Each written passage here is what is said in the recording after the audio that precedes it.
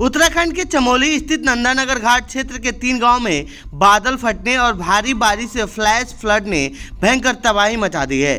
फिलहाल इस घटना में किसी की मरने की खबर नहीं है, लेकिन इस हादसे में लापता होने वालों की संख्या 3 से बढ़कर अब 10 हो गई है।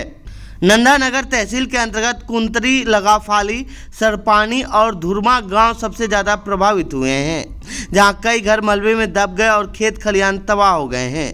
वहीं हादसे की जानकारी मिलते ही मौके पर मेडिकल टीम, एनडीआरएफ और एसडीआरएफ की टीमें पहुंच गई हैं। इस दौरान मोक्ष नदी का जलस्तर बढ़ने से स्थानीय लोगों में डर का माहौल है।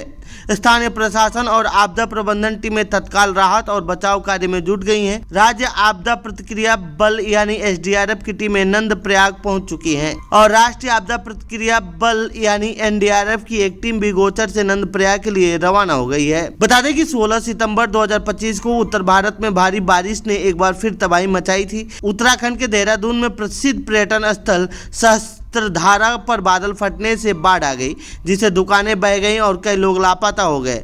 वहीं हिमाचल प्रदेश के धर्मपुर, मंडी और शिमला जैसे इलाकों में भारी वर्षा से बस स्टैंड डूब गए, वाहन बह गए, सड़कें बंद हो गईं। मानसून की विदाई शुरू हो चुकी है, लेकिन ये घटनाएं दिखाती हैं कि मौसम अब भी खतरनाक है।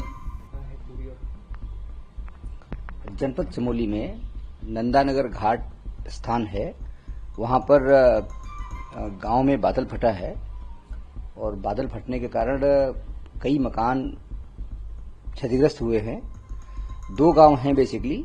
एक गांव है कुंतरी लगा फाली, इसमें 8 लोग, और दूसरा है धुरमा, इसमें 2 लोग अभी लापता चल रहे हैं। कुछ पशुओं की हानि बताई गई है। राहत बचाव टीमें रात में ही घटना के तत्काल बाद मौके पर पहुंच गई थी।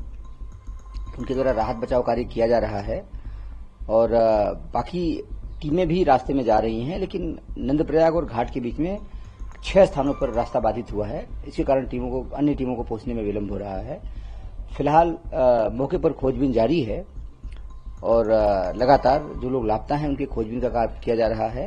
देखिए, जहां तक मौसम की बात है, मौसम विभाग ने पहले येलो अलर्ट जारी किया था, बाद में कुछ समय पहले ही रेड और ऑरेंज अलर्ट चेंज हुआ वो, और जब रेड अलर्ट हुआ उसके बाद बरसात भी हुई, सब चीजें हुई। रात का समय था और उस कारण से बहुत तेज गर्जना भी हुई वहां पर, और गर्जना के बाद लोग अपने घरों से बाहर निकल आए थे। तो अधिकांश लोग तो घरों से बाहर निकल आए थे, वो तो सुरक्षित हैं पूरी तरह से। जो लोग नहीं निकल पाए थे उनको दिक्कत हुई है, वो लोग लापता चल रहे हैं। हमें उम्मीद करते हैं कि आसपास के क्षेत्रों में होंगे या कहीं होंगे, उनको खोजबीन का काम किया जा रहा है। और जहां जहां आपदा की स्थिति बनी हुई है, सब जगह राहत बचाव कार्य पूरी तेजी के साथ किया जा रहा है।